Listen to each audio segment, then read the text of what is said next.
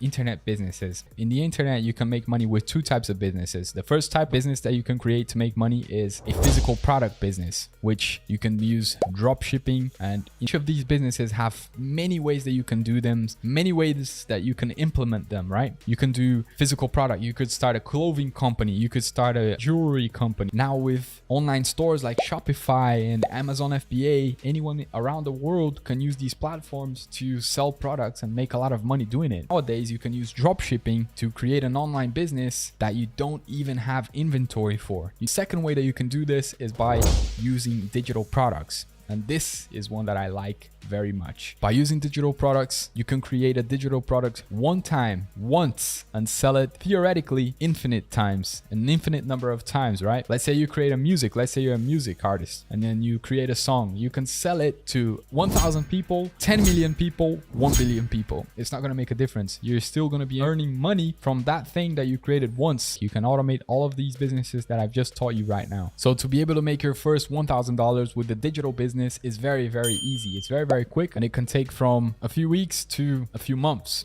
Depends on your level of experience.